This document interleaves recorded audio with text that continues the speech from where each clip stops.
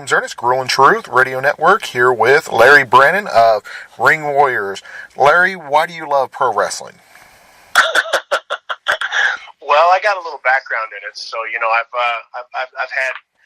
had my run in the ring, and it was great, and loved it, and I think it's one of those things that you get involved at all. I've met very few people that don't love it from the time they were a kid. You grow up, you're watching it and all that, you're into it. You want to do what they do in the ring, all those things.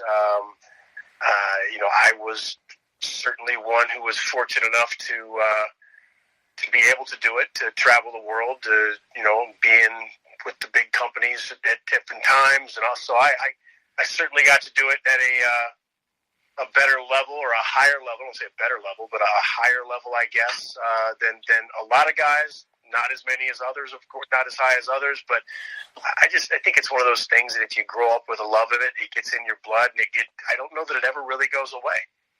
Exactly. I mean, that's the nice thing about your career. You've come full circle. You started out, as that little kid who loved watching it probably on the weekends, and Sure. becoming the performer, and then now the owner and operator of it. So when you were growing up, who did you watch? I grew up in the Midwest. I was up in just outside of Chicago, a little town in Indiana called Crown Point, about a half hour outside of Chicago or so. That was an area where AWA was certainly a strong presence, kind of on a more local basis at that time. Bob Luce ran, what was it? I guess WWA, I think, was Bob Luce's wrestling. And that was a staple there as well. I mean, obviously the AWA, Vern Gagne running that, and Minnesota was kind of hub for him, and it had a big foothold there. Nick Bockwinkel, for me, is an all-timer. I'm a huge Nick Bockwinkel fan. One of the greatest thrills I got was I got the opportunity to meet Nick a few years ago before he had passed away, and he certainly was in declining health, and I was fortunate enough to get to meet him and talk with him a bit. Just genuinely one of my all-time favorites. I was a big Rick Martel fan when he was up and coming in the AWA. We were fortunate to have the Road Warriors kind of cut their teeth on a larger scale there before they went off to do their thing and head down south to Atlanta, and ultimately wound up in the WWF, WWE. Always liked the old school stuff, even as a kid. So, Dick the Bruiser, the Crusher, some guys like that were staples up in the Midwest. Those were certainly some of my favorites as a kid, talking back in the 70s, 80s, and that kind of thing. But, and then it just evolves. I mean, who you get into, I think, and then, of course, what you get exposure to. Obviously, more televised wrestling over the years gave us exposure to different things. I fell in love with World Class as a kid.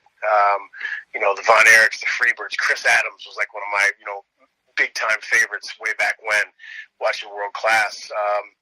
And then you start, cable comes into pass. You start, the Superstation, TBS. You're seeing Georgia Championship Wrestling, and start to get exposure to stuff like UWF, and once in a while on certain feeds you can pick up Mid-South and things like that. It was just such a cool time. Who originally trained you in pro wrestling? You know what? My original training, my very first kind of cutting my teeth, getting a little bit of exposure to it, was as a kid. A guy named Stormy Granzig was a wrestler up in Chicago. Stormy worked, Bob Luce's promotion, and just before I moved down to Florida, I actually started working with Stormy and learning just a little bit from him. And he was kind of a young guy at that time, and he working with some guys, training them a little bit. But honestly, he was still pretty new himself, or not new, but So Stormy Granzig is the first guy I ever got any training from. Then I came down into Florida. I actually cut my teeth in the business, to be honest with you. When I had moved down here, I had some buddies. We used to go, down in Florida. I lived on the East Coast in Stuart, Florida. and we, like so many people at that time, were huge fans of Florida Championship Wrestling, which was just amazing. I mean, there was so much talent in Florida that came in and came out. And we actually, at one point, just, making friends, getting to meet people, we got to be on the ring crew for Florida wrestling there was about 5 towns that we were the guys that would come in and set up the ring, break it down, and things like that. That was cool because then, you get some guys that, that was when it was 7 nights a week, man. These guys were in a different town 7 nights a week. Florida ran basically a 2-week circuit at that point. They did TV at the Sportatorium in Tampa every Saturday. So, these guys, if they wanted to work on something, I had more than a few guys over that time, like, hey, man, kid, you get in there and bump for me. I got to get in there and bump around with Jesse Barr and Barry Windham and guys like that, which was just cool. Steve Kern. I went away from wrestling for a long time at that point. Like middle of my high school years, I focused on sports. I was playing football and baseball. I ended up going to college and playing football and had some success there. I didn't actually come back around to wrestling until like mid to later part of my 20s. And when I came back in, Dirty Dennis Allen, who was a friend of mine from childhood, who had gone into the business and, had done a ton of television matches for WWF, of course, at that time. Dennis actually was working with me and had a big hand in helping to train me and kind of get me reacclimated. Ultimately, once I had kind of worked with Dennis for a while, started, getting back into it, getting bookings and working and getting out there a little bit. I'd say I don't know if you ever finish your training. You're always learning. If you're not, something's wrong. But I kind of finished up training with Steve Kern and Jimmy Del Rey over in Tampa. And when Steve was running Hard Knocks School over in Tampa, had that for a long, long time before he went to work running the Florida school when the WWE had moved down there. Jimmy, of course, managed myself and Chris Nelson when we were doing the Heavenly Bodies gimmick, and that was a nice little bow to that package with Jimmy as the manager, of course, with him being one of the Heavenly Bodies with Dr. Tom Pritchard, managed by Cornette, and doing their thing. So that was cool, working with Jimmy, and he managed us, and I think during that time when we took the Bodies gimmick, we ended up with the NWA World Tag Belts 3 times and had them for the better part of 2 years. And we had a real nice run, traveled all over with those. That was a great time. With that, I mean, you fought so many legends and Hall of Famers. What would be your dream match that, you never got to have? Oh gosh, man, that's cool. There's so many that I could probably look at and say, oh man, I really would like to work him. And I worked a ton of world champions, worked a ton of guys that are Hall of Famers, great wrestlers, great talent. Man, I'll tell you, of ones, honestly, for me, I probably would go back to the guys that were like my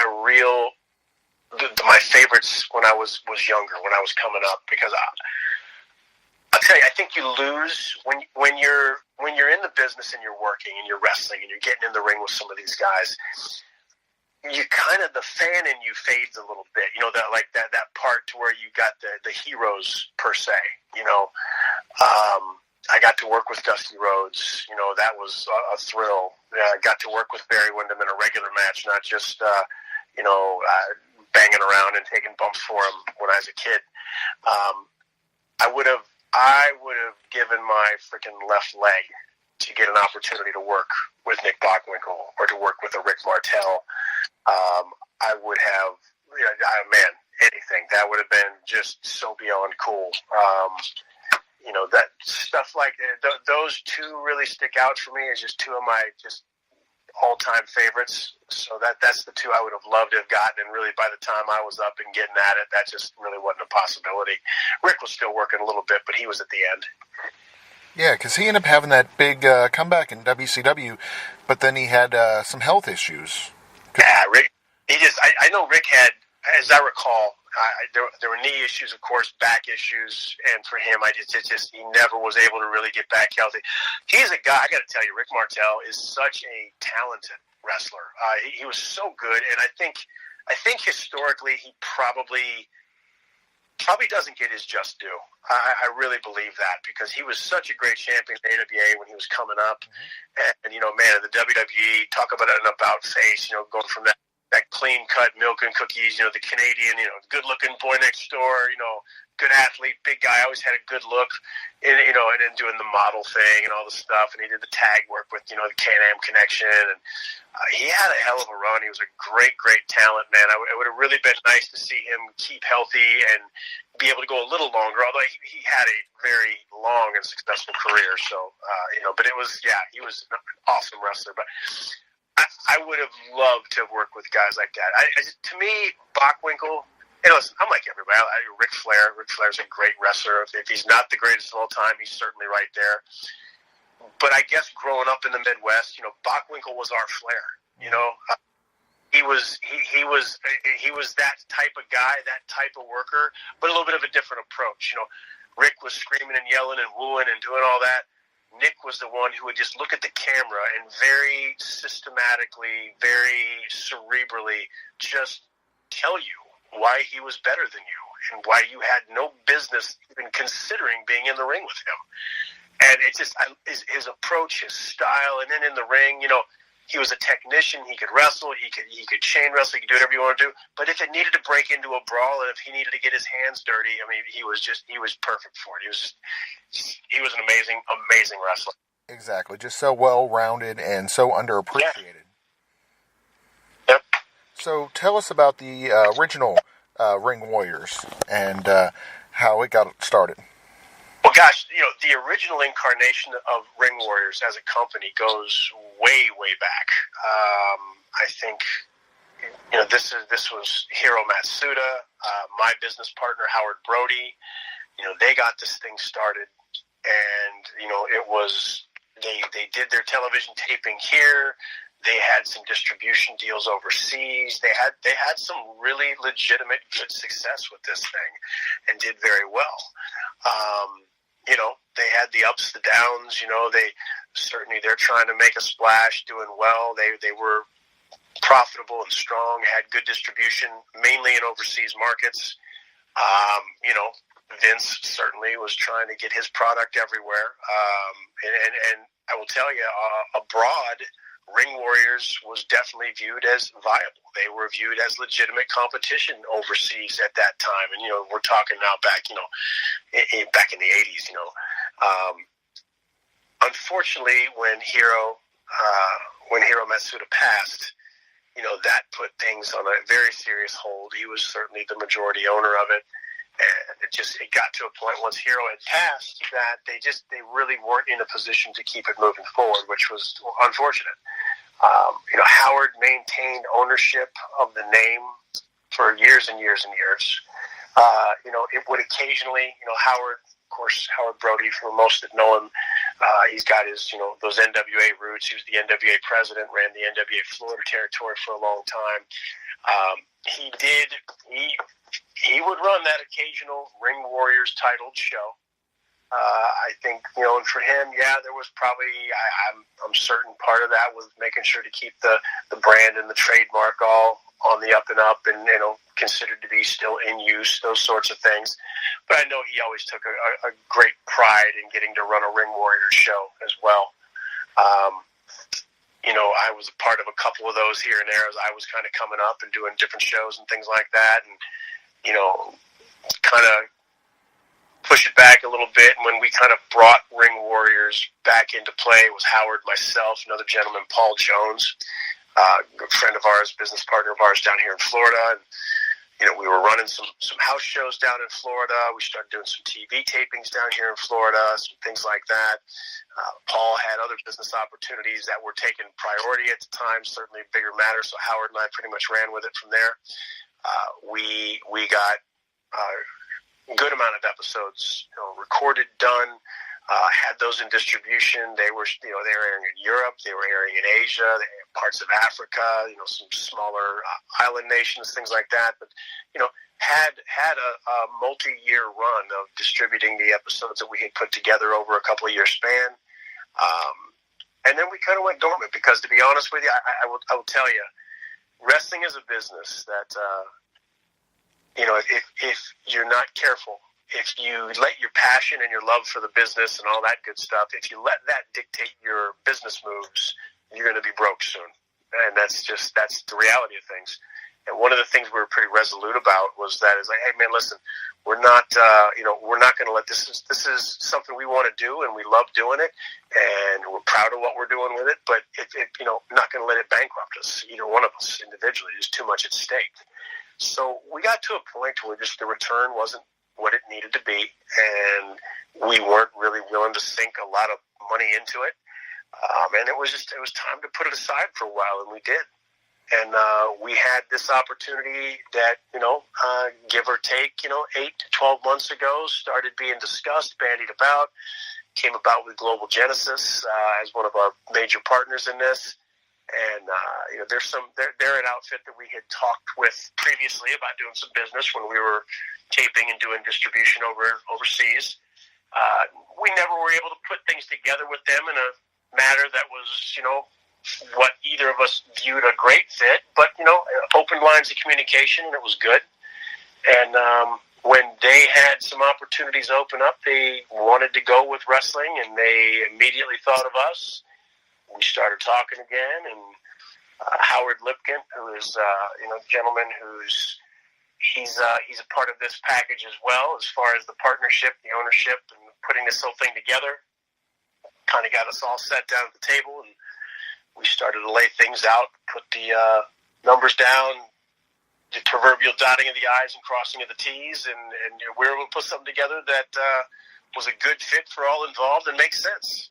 And, boom, here we go. So tell us about, as, a knowledgeable wrestling fan, I know the name Hiro Matsuda, and, obviously the wrestlers know that name. But for the fans that aren't aware of just how much of an impact that he's had on the sport of professional wrestling, could you tell us a little bit about that? Sure. Well, Hiro, obviously, passed away too soon. But Hiro was a gentleman, came from Japan, great wrestler in his own right, held numerous titles throughout his career. Hiro's renowned. Certainly did great business in regards to different companies and organizations he's a part of. But really, Hiro's hallmark was as a trainer. And Hiro trained so many great wrestlers and had a hand in teaching these guys the way it was done and done well and done right. He was a big fixture in the later part of his life down here in Florida. This had become his home base, so to speak, in those later stages. Hiro had a hand in training guys like Hogan, Luger, Ron Simmons, a host of guys that came through the Florida territory. Hiro was that guy that showed them the ropes, taught them the business, taught them how to do it the right way. Obviously Hiro was inducted into the WWE Hall of Fame here. I think it was just this last year, posthumously. He is a man that, with those within the business, his name, even to some of the younger guys, many are familiar. Obviously, guys getting more into my age bracket, up into your 40s and 50s and things like that, they certainly know who he is and his importance and the role that he played, and not only as a wrestler and as a promoter as well in the companies that he was a part of, but I think really, if you're really talking about Hiro's lasting legacy, it really is all about the guys that he trained and the quality of wrestling that he helped to put forth because of the methods. And it was as old school as it got. This was the guy that, when you think of wrestling trainers that are legendary for just how, almost kind of old school throwback brutal they were, I think Stu Hart's the one that typically most people think of, Stu Hart, the Dungeon, that whole, but when you look at a guy like Matsuda, his methods weren't viewed as nearly as harsh or hardcore as a lot of people looked at the training that Stu so legendarily put so many great wrestlers through. But if you watched some of the tapes and footage and some of the methods that Hero did, hundreds upon hundreds of Hindu squats and the bumping and the way he taught them how to do that, and just the toughness and so much of the mental training that he put these guys to have the perseverance to be in there. And remember, this is a man who was training guys at a time when doing 25, 30, 35, 40 minutes was not remotely unheard of. That was, you had to have that endurance. It wasn't an era where a 8 to 10 minute match was kind of the norm. It was like, no, they've gone, it's long. You're training these guys for these grueling marathon type matches. And I mean, he was truly one of the best. So there's so many elements of Hero's legacy, but truly, to me, when I think of him, I think of the guys he trained and the talent, the Hall of Fame talent that he prepared and put forth for the wrestling world. And I can imagine you're quite excited with 2 more days to the big day. Yeah, man, absolutely. This is cool. We're really excited about it. I think, listen, WGN America is a phenomenal platform. Certainly it's a different day and age now. This is not 10 years ago when the spot on cable TV or network TV or whatever it might be was the end all be all, and it was the only way you were going to have success. We've certainly. The digital age has taken us a different direction. But the reality of it is this. When you're on a television platform that's available to, 85 million plus homes in the case of WGN America, I mean, there's legitimately not a cable or satellite system out there in which WGN is not readily and easily available. Most people have access to it. That's the reality of things, that are doing, cable and satellite. It's a great fit. I love the time slot we've got. Right now everybody's fighting for 8 o'clock on weeknights and all that kind of thing. And you got Ring of Honor doing their deal where obviously with their affiliation with Sinclair, of course, they're on all these Sinclair networks. A lot of them it's some pretty late time slots, but tons of exposure and tons of markets, which is fantastic. I love the fact that we've got kind of this, this is that old school Saturday morning, 8 a.m. WGN America, which it's on everywhere. Honestly, outside of Vince, okay, now obviously I'm not an idiot. I'm not trying to sit here and say, oh man, we're going to get seen by more people than anybody but Vince. I'm not saying that in the slightest. But what's cool about it is this. We're on a television station that is so widely and readily available to a vast majority of people throughout the United States and beyond, for that matter. But really, when we're focusing on the U.S. here, we have access in 85 million plus homes. That's massive. That is a massive number. And do I have any thoughts there's going to be 85 million sets of eyes tuning in on Saturday morning? No, there won't be. But I think there'll be a good little amount. And I think what's going to ultimately happen with that is it's going to grow. It's a stable time slot. We're there. We're not going anywhere. I love it. Obviously now DVR is such a factor for people. And yes, it's an 8 a.m. Saturday morning time slot. So I'm fully aware that a lot of people that are going to be watching this show will be DVRing this bad boy and watching it after the fact. Probably not getting up by 8 a.m. Eastern to watch Ring Warriors on WGN Saturday morning. But for those that do, cool. And for those that watch it on DVR, outstanding. I think the audience will be strong to start. I think it'll grow. I think we got a great talent roster. I think we really have put together a strong television product. I think it's got a great pace. It's got an excellent mix of styles. I think we got a nice array of some of these, some of the best. I hate using the term indie talent, but it's what you use now. Basically, if you're not working for the WWE or if you're not working for TNA, and let's face it, even if you are working for TNA, a lot of those guys are available, as evidenced by guys on our roster. See Austin Aries, see Eli Drake, but we've got a great talent lineup. I'm excited about the product we're putting forth. I really think that at the end of the day, wrestling fans are going to tune into this and they're going to enjoy it. Ring of Honor does their thing and they do some great, great work. Impact, truly, I think Impact is probably in the best place as far as the quality of their product that it's been in a long time. I think Impact is probably taken more seriously now and viewed as a solid product more so than they have been in years. I'm my tip of the hat to what they're doing right now. WWE's WWE, man. People, it's so funny. Everybody wants to criticize, but boy, I'll tell you what, thick or thin, hell or high water, those buildings are full. Lots of eyes on their television programming, lots of eyes on the network. They're doing something right. So with that said, we're a little bit of an alternative. But I mean, this is an ECW alternative where we're, breaking glass bulbs over people's heads and trying to get over with our violence. It's a wrestling show, man. We are out there. We got great wrestling talent. They're in there and they're having great matches. We've got some great matchups. And I think it's fast moving, well paced, strong lineups, and I think it's stuff that people are going to be genuinely excited to watch and see. I'm real excited about the prospects of this. Exactly. I mean, that's one of those things that, like you said, the word of mouth is going to be the best advertisement nowadays with the social media and all. And then with the type of roster you had, could you break down some of the other ones? Obviously, Austin Aries and Eli Drake are huge, but who else do you have that's going to make the depth?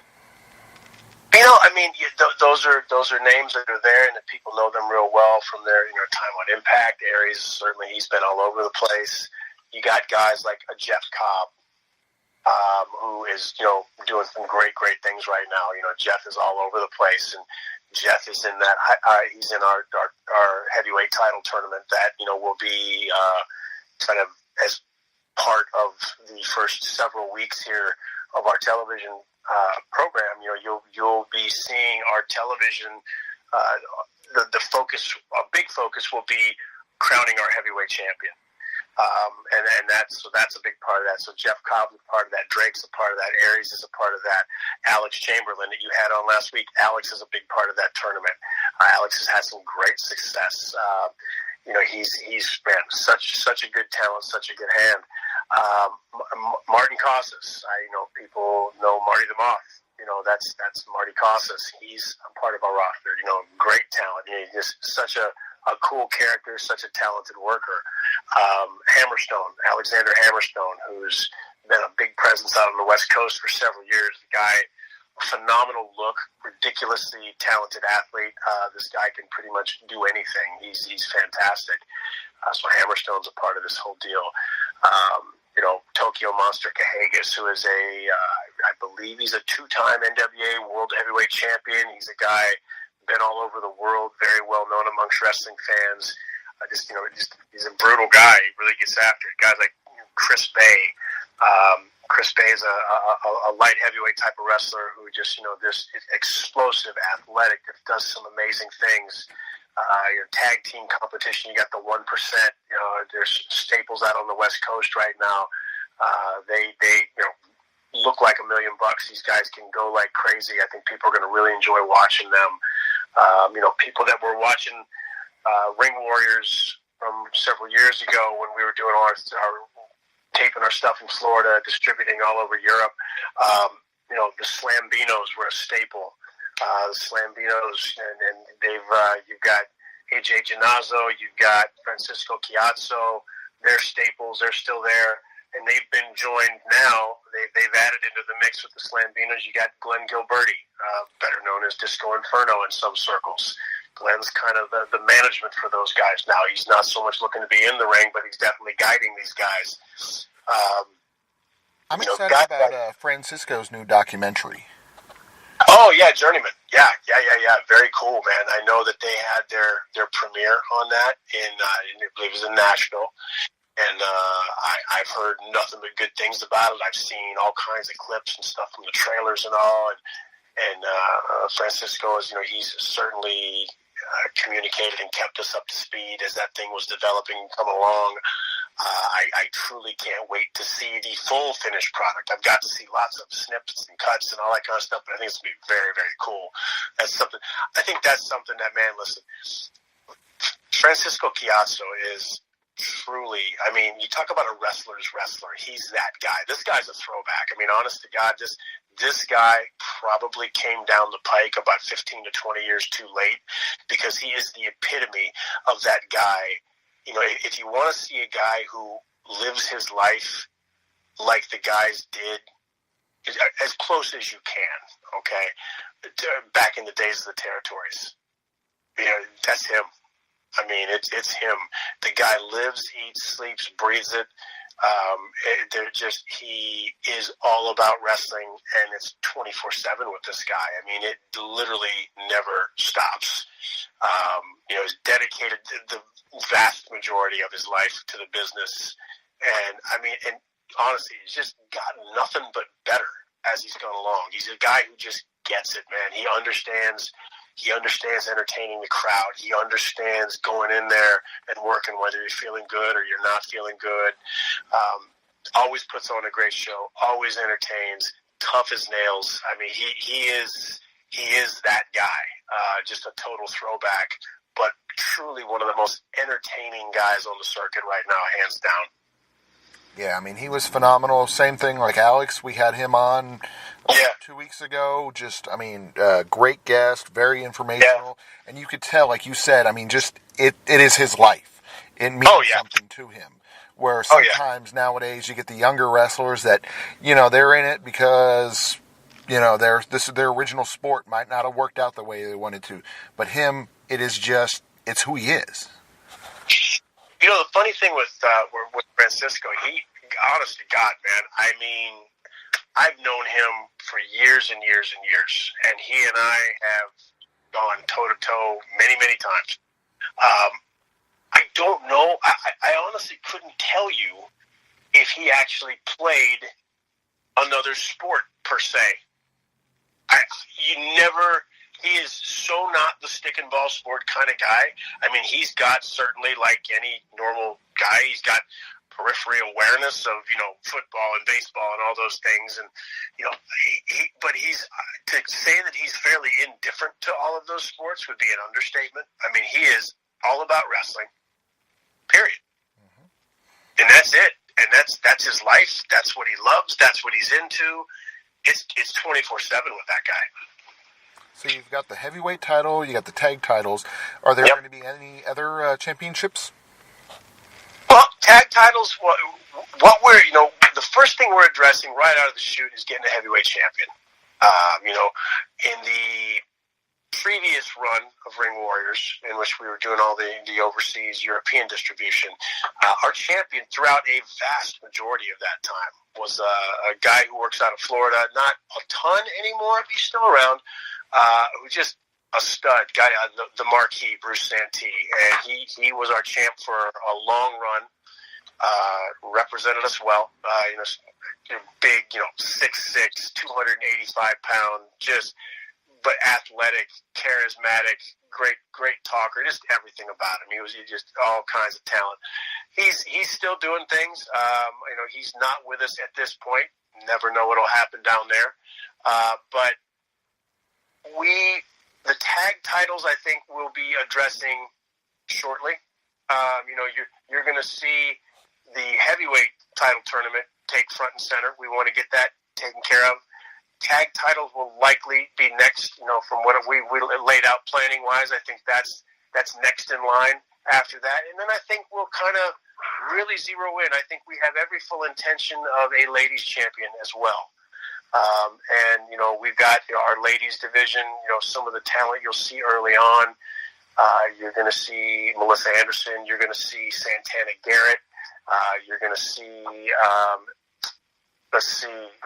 Desi Dorada. Now, I got to tell you, man, Desi is one, I didn't know a ton about her, and got to look at her work and her look, and just impressed. She's fairly young in the wrestling industry.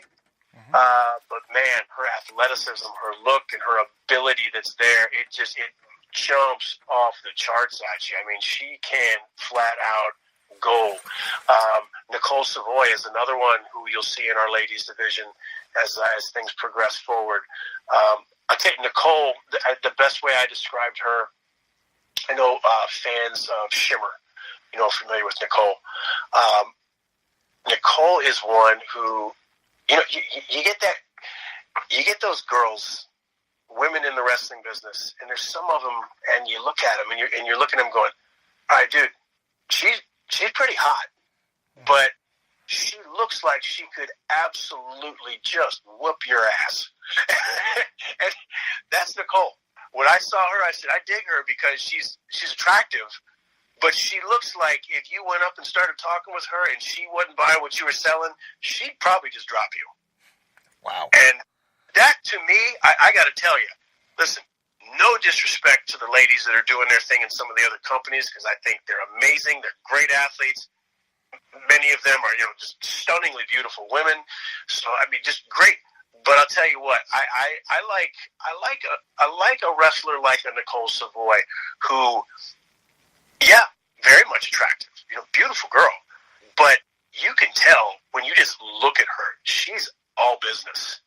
Exactly. And she is not to be messed with. That combination of beautiful and dangerous. Yeah, and I'm a big fan of that. I really like that. So I think people are gonna really enjoy watching her. Now, listen, she's a little salty, so they might not love her, but they're gonna love watching her. So it sounds like your women wrestlers are not going to just be knockouts. They're not going to just be divas. They're going to be real wrestlers. Oh, listen, one of our criteria for the girls that we bring in, I'm like anybody else. I appreciate a good-looking lady. Of course I do. But this is wrestling. So, yeah, if you look good, that's great. But I want women that can get in the ring and get after it and bring it. And ones that the other women that are watching on TV or in the crowd fully understand that they don't want any part of. I think that's the objective. I don't like it when the people in the crowd are sitting there, or the people watching at home on TV think, well, man, I could kick that guy's butt, or I could kick her butt. I want it to where there is no doubt that the people that are watching are saying, yeah, I don't want no part of that. Don't want any part of that whatsoever. And that's the goal. It makes a huge difference to see real athletes as opposed to, no offense to James Ellsworth, but we're going to throw his name out there. He's one of those guys that you're like, yeah, I think I could take him. Yeah. Hey, listen, you know what? God bless it, man. James has crafted he's crafted a strong little run here, man. There's no doubt. He took an opportunity, and you were talking about making the most of it. He sure did. Oh yeah, he's done some great things. Oh my gosh, yeah. James isn't with us, but hey, man, you know what? At the end of the day, you never know who's going to show up. And I mean, I will tell you, one of our philosophies is, you like to have some stability with your roster. I want people to be able to tune in and know that they're going to see good stars, great talent, great matches. But I got to tell you, I do believe in keeping it fresh. I do like to mix it up a little bit. I like to see the talent kind of come in and do their thing. And, there's some people that'll be around for longer runs than others. And there's some that, they might come in and be in for a couple matches, and you might not see them again for a while. That is the reality of the world that we live in right now. There's really only one company out there. A couple are trying, but there's really only one company that's paying guys enough to where they don't go anywhere else.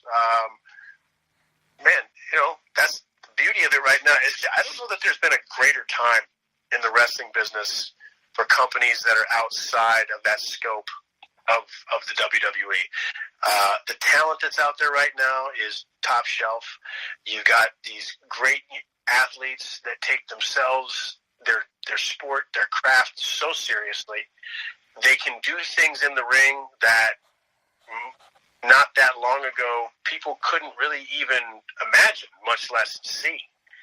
And it's beyond cool. I was a guy at my time, I 6'3", 250, 260, just depends on when it was.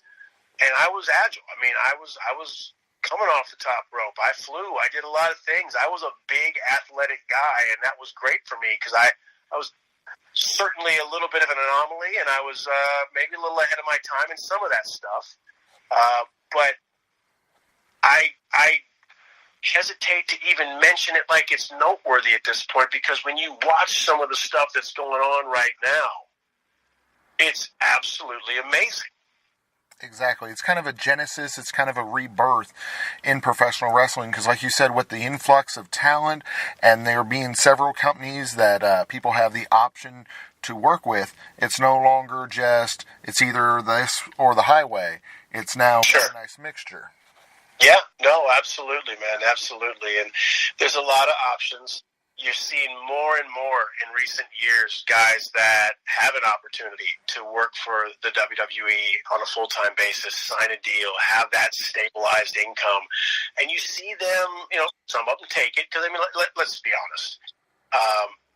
I think everybody who comes up in the business, your dream is to work for the WWE, WWF, whatever your time was. But that, you want to work for them full time. That's where the money's at. That's where the exposure's at. That's success. To make it there means you've truly made it. We're a long way removed from secondary, viable, legitimate head-to-head competition for that top dog title. The Monday Night Wars were a long damn time ago. So that's long gone, and certainly other companies have come down the pike and made a lot of noise and done well, no doubt. Listen, people like to rag Impact, TNA when it first got going, all that. People like to talk about how bad it's been at times, but I got to tell you, man, they've persevered, they've survived. Good, bad, and in between. They've survived. They've figured it out, and I think good on them that they're at a spot right now where I think the quality of their product in the ring is pretty damn strong. And I tip my hat to them, man. That's a resilient crew that has just continued to chip away, continued to work.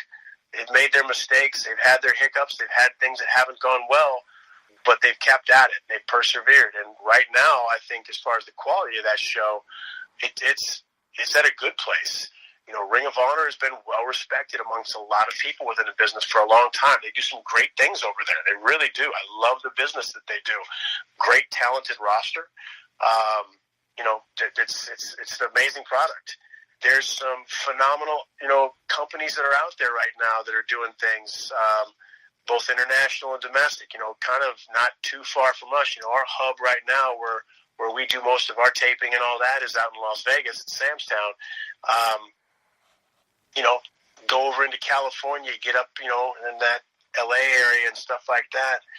Old buddy of mine, Joe Cabibo, runs PCW Ultra out there, and they run, shows up in that neck of the woods. Dude, they're putting 1,200, 1,500, 2,000 people in buildings, putting some amazing shows on right now. It's a great time for wrestling, and there's certainly a good handful of people that are doing it in a very effective and meaningful way. There's a great amount of talent out there right now that kind of work their way around, and they're working, different companies, different shows, doing different things like that. And the beauty of it now is I'm seeing an era of cooperation that is probably higher than I've ever seen before in the wrestling business. You're seeing other companies acknowledge other companies. You're seeing other companies acknowledge their titles. You're seeing some cooperation. You're seeing champions from different shows appear on other shows. I think it's pretty cool because the wrestling business has always been one that did their damnedest to act like they were the only show in town, always. And I think finally you had some people get their head out of the sand and recognize that, man, we are in the information age. This is the digital age. Everything's out there. And quite frankly, if a wrestling fan is out there and they're online, they're going to have a keen awareness of so much of what's going on out there. So instead of us continuing to pretend that these other shows, titles, and promotions didn't exist, the hell with that. Embrace it. Acknowledge it. Recognize it. Exactly. Work with each other. Work with each other, and I'm seeing a lot of that right now, and it's a glorious time because of that. You mentioned the talent in the ring, but the talent on the outside of the ring should be pretty high as well for your organization with Blake and you and Ken as a three-man crew. Tell us a little bit about that. Well, Ken, the killer Ken Resnick. And again, listen, I mentioned, I'm a Midwest kid by birth. I am a AWA fan, by where I grew up and what I grew up with. And yeah, you bet your butt, killer Ken Resnick was part of that. Ken is doing he's doing the majority of our backstage interviews. Maria, and honest to God, I'm going to tell you that I butcher Maria's last name pronunciation all the time, but she does some of our backstage interviews as well. Maria's a veteran of done a bunch of stuff on ESPN, all kinds of different things. She, great voice, very professional. She's strong, so they handle the backstage stuff. Ken is just so good with the interviews. He knows what to ask, when to ask. He knows how to time it. He's a guy that's been there, done that. He stood next to every great name in the business probably for the last 30 or 40 years, it seems like. Still spry, still got it going, still sharp as a tack. So we're ecstatic to have a guy like Ken. He's fantastic. You got Blake Chadwick. Blake is our play-by-play guy. Blake is no stranger to a lot of wrestling fans that, watch different promotions. Blake was our guy when we were doing the stuff overseas in Europe, things we were taping down here in Florida. Blake was the guy that was doing I think he's doing the West Coast Wrestling Connection stuff up in Portland. I know that he was doing a lot of other high-profile stuff out in Vegas, things like that. He does some really cool stuff in Virginia.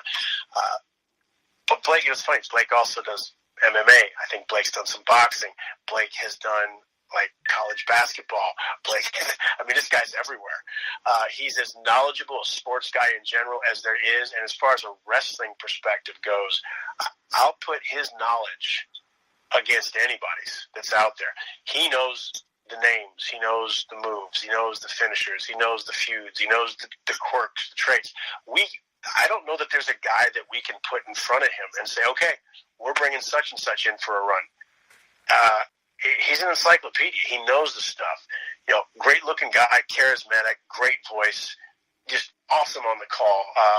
I'm surprised that as we've cranked things up here, I'm almost surprised, pleasantly so, that Blake was still available for us.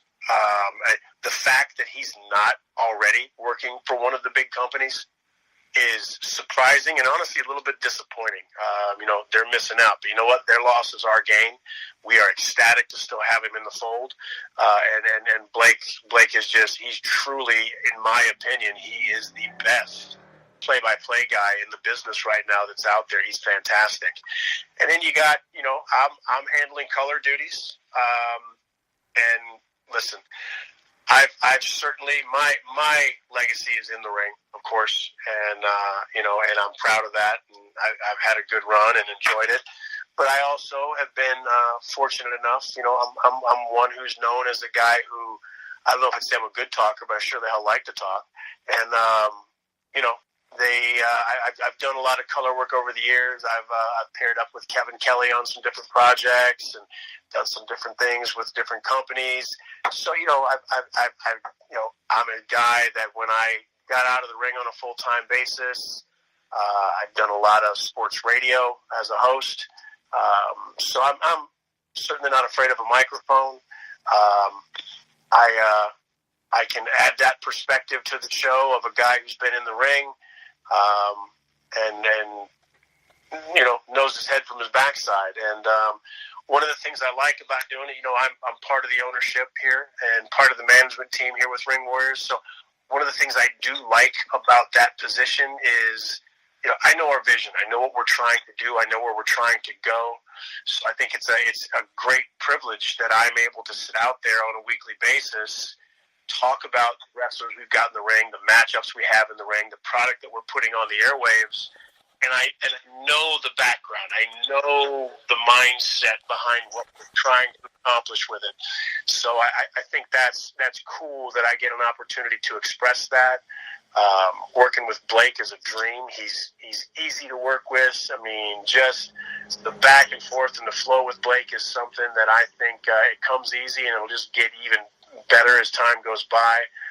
But he's a great straight guy to work off of, and he allows me to do my thing, and I think it works out really well. One of the important things with any show, of course, is the sponsors. Do you all currently have any that you want to thank? We do, and you know what? I'm not going to do that because I don't have a list in front of me, and I got to be dead honest with you. I'm the wrestling guy. I deal in creative, I deal in booking, I deal with the on-air product. I'm not the business guy. I'm not the one handling the sponsorships. I know we have several. And I'm excited about that because certainly you're not going to last a long time running TV if you don't have businesses getting on board with you. So yes, we do. No, I'm not going to take the time to thank them by name because I do not have a current list in front of me of where we stand. But I do know that we've got a nice little list of them that are coming together and more coming in all the time. So they will certainly be front and center, and people will be very well aware of that when the TV starts rolling here this Saturday. But yeah, that's a key piece. You know what I mean? That's where we are. You gotta have the sponsorships. You gotta have the advertising. You gotta have people that believe in your product to be able to keep the thing on the air. So we've got a good amount of that lined up, and I know that our guys that are handling that part of it, they never stop. So you'll get to see more about that in the coming weeks. And then if fans, obviously, of course, WGN America this Saturday, 8 a.m., and, of course, future Saturdays, 8 a.m. But if they're wanting to find more out about your company, what social media, what websites? Well, you know what? On social media right now, we've got our Facebook page, of course, and it's just, Ring Warriors. And then you've got, we're on Twitter. We are on Instagram. I know our website, ringwarriors.net, and that is being revamped now. That hadn't been a big emphasis for us for a little while because we had gone, kind of dormant. We weren't really pursuing a whole lot at the time. So I think you're going to see a revamped website that's going to be hitting the net here very shortly.